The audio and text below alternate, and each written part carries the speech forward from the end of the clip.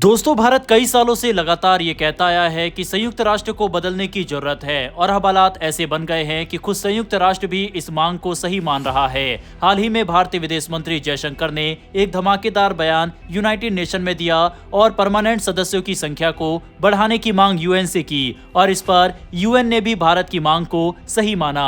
ये सिर्फ भारत के लिए नहीं बल्कि पूरी दुनिया के लिए एक ऐतिहासिक बदलाव हो सकता है।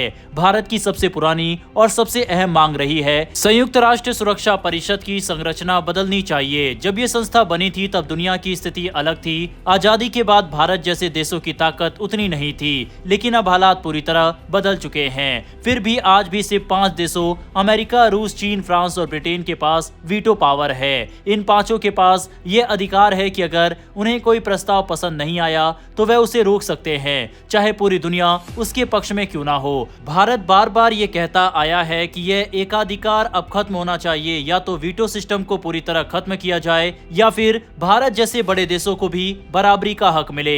कई सालों तक इस मुद्दे पर किसी ने खास ध्यान नहीं दिया, लेकिन अब हालात बदल रहे हैं। दुनिया धीरे धीरे मानने लगी है कि भारत को नजरअंदाज करना अब मुमकिन नहीं है। कोविड महामारी के समय जब पूरी दुनिया दवा और वैक्सीन के लिए जूझ रही थी, तब भारत ने न सिर्फ अपने देश के लिए बल्कि सैकड़ों देशों के लिए वैक्सीन भेजी। इसी तरह डिजिटल टेक्नोलॉजी, पेमेंट सिस्टम और शिक्षा जैसे क्षेत्रों में भारत ने एक ऐसा मॉडल दुनिया को दिखाया जो गरीब और अमीर दोनों देशों के लिए मददगार हो सकता है। सबसे अहम बात यह है कि भारत आज दुनिया की 5वीं सबसे बड़ी अर्थव्यवस्था है और आने वाले सालों में तीसरे नंबर पर पहुंचने का अनुमान है। ये सारी वजह बताती है कि भारत की आवाज अब हर मंच पर गूंज रही है। इसी बीच संयुक्त राष्ट्र से खुद एक बड़ा बयान सामने आया। महासचिव एंटोनियो गुतरेस के प्रवक्ता स्टीफन दुजारिक ने कहा कि भारत संयुक्त राष्ट्र का बेहद अहम हिस्सा है। उन्होंने ये भी बताया कि गुतरेस और भारत सरकार के रिश्ते बेहद अच्छे हैं और यही कारण है कि संयुक्त राष्ट्र में भारत की आवाज को बहुत महत्व दिया जाता है। उन्होंने ये भी स्वीकार किया कि सुरक्षा परिषद की संरचना में सुधार करना जरूरी है ताकि ये संस्था 2025 की बदलती हुई दुनिया को सही तरीके से दर्शा सके। ये बयान अपने आप में बहुत बड़ा है क्योंकि ये साबित करता है कि भारत की वर्षों पुरानी मांग को अब खुद संयुक्त राष्ट्र भी मान रहा है। दुनिया के कई बड़े देश अब खुले तौर पर भारत का समर्थन कर रहे हैं। फ्रांस और ब्रिटेन लंबे समय से भारत की स्थायी सदस्यता के पक्ष में है। अमेरिका भी धीरे धीरे इस दिशा में आगे बढ़ रहा है। रूस और जापान जैसे देश भी भारत के साथ खड़े हैं। मतलब साफ है कि अब भारत अकेला नहीं बल्कि दर्जनों देशों के समर्थन के साथ अपनी मांग को आगे बढ़ा रहा है। सवाल यह है कि ये सुधार क्यों जरूरी है। इसका जवाब सीधा है। आज दुनिया की सबसे बड़ी आबादी एशिया और अफ्रीका में रहती है। लैटिन अमेरिका की भी अपनी बड़ी भूमिका है, लेकिन जब संयुक्त राष्ट्र में फैसले होते हैं तो इन क्षेत्रों के देशों की कोई असली भागीदारी नहीं होती। 5 देशों का वर्चस्व दुनिया को असंतुलित बना रहा है। भारत की मांग यही है कि अगर संयुक्त राष्ट्र को अपना प्रभाव बनाए रखना है तो उसे दुनिया की असली तस्वीर को दर्शाना होगा।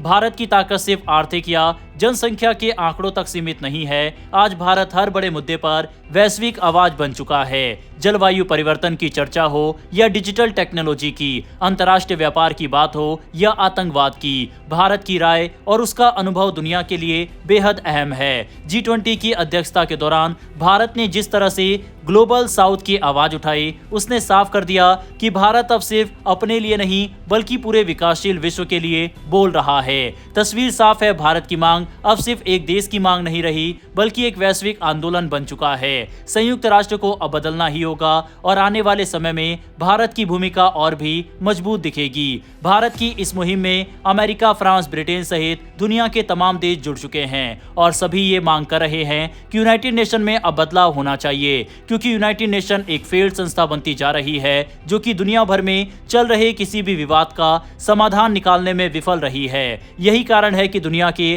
कई बड़े देशों ने यूनाइटेड नेशन को दी जाने वाली आर्थिक मदद में भी भारी कटौती की है। हालांकि यूनाइटेड नेशन परमानेंट सदस्यता देने के लिए तो तैयार कई बार हुआ, लेकिन वीटो के लिए नहीं हुआ। इसके अलावा पिछले साल अस्थायी सदस्यों की संख्या को 15 से बढ़ाकर 25 करने की ओर भी यूनाइटेड नेशन ने कदम बढ़ाए थे, लेकिन भारत जर्मनी, जापान जैसे देशों ने साफ कर दिया कि उन्हें परमानेंट सदस्यता साथ ही वीटो पावर के साथ ही चाहिए। यही कारण है कि अभी तक ये बदलाव संभव नहीं हो पाए। बहरहाल क्या आपको लगता है कि आने वाले 1 से 2 सालों में यूनाइटेड नेशन इतने बड़े बदलाव को कर पाएगा, या फिर आपको लगता है कि ऐसा ही चलता रहेगा? इस पर अपनी राय कमेंट बॉक्स में लिखकर बताइएगा। बढ़ते हैं हमारी अगली खबर की तरफ। अमेरिका के एक अधिकारी ने ये पुष्टि की है कि भारत के प्रधानमंत्री नरेंद्र मोदी और अमेरिका के राष्ट्रपति डोनाल्ड ट्रंप की मुलाकात जल्द होने वाली है। हालांकि इसकी तारीख और जगह को लेकर अभी आधिकारिक ऐलान नहीं किया गया है, लेकिन इतना तय है कि दोनों नेता आमने सामने बैठकर कई बड़े मुद्दों पर बातचीत करने वाले हैं। अब सवाल यह है कि यह मुलाकात इतनी खास क्यों मानी जा रही है? इसका जवाब छिपा है भारत अमेरिका रिश्तों के मौजूदा हालात में। बीते कुछ समय से दोनों देशों के बीच व्यापार और वीजा नीतियों को लेकर तनाव देखने को मिला है।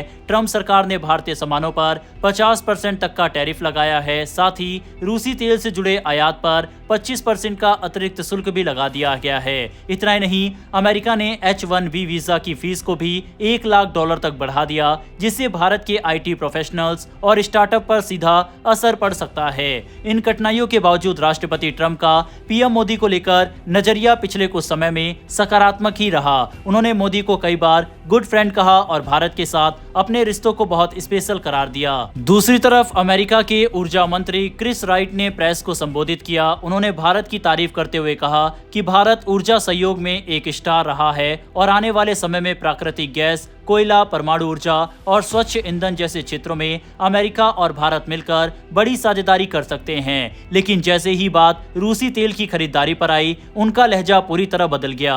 क्रिस राइट ने कहा, भारत को तेल हर देश से खरीदना चाहिए, लेकिन रूस से नहीं। उनका आरोप था कि रूस सस्ता तेल बेचने को मजबूर है और भारत उसे खरीदकर ऐसे व्यक्ति को पैसा दे रहा है जो हर हफ्ते हजारों लोगों की हत्या कर रहा है। यानी सीधे सीधे इशारा रूस और उसके राष्ट्रपति व्लादिमीर पुतिन पर था। अमेरिका चाहता है कि भारत दुनिया के बाकी देशों से तेल खरीदे, लेकिन रूस से दूरी बना ले। वहीं सवाल ये भी है कि जब चीन रूस से सबसे ज्यादा तेल खरीद रहा है, तो अमेरिका उस पर क्यों चुप है? क्यों वहां टैरिफ या पाबंदियां नहीं लगाई जाती? भारत ने भी बार बार यही सवाल उठाया कि आखिरकार एक ही मुद्दे पर अमेरिका का रवैया अलग अलग देशों के लिए क्यों बदल जाता है।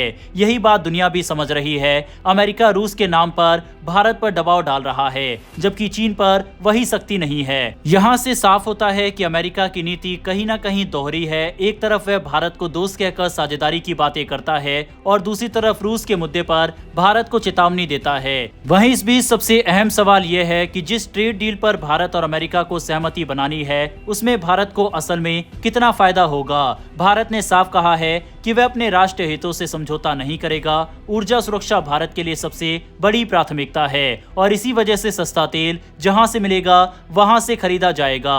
यही भारत की मजबूती है और यही उसकी आजादी भी। बहरहाल दोस्तों, इन दोनों खबरों पर अपनी राय कमेंट बॉक्स में लिखकर बताइएगा। फिलहाल इस वीडियो में इतना ही। डिफेंस, वर्ल्ड अफेयर से जुड़ी ऐसी वीडियो के लिए नीचे दिए गए सब्सक्राइब बटन को प्रेस कर बेल आइकन को जरूर दबा लें। फिर मिलेंगे ऐसी एक नई वीडियो के साथ। धन्यवाद। जय हिंद, जय भारत।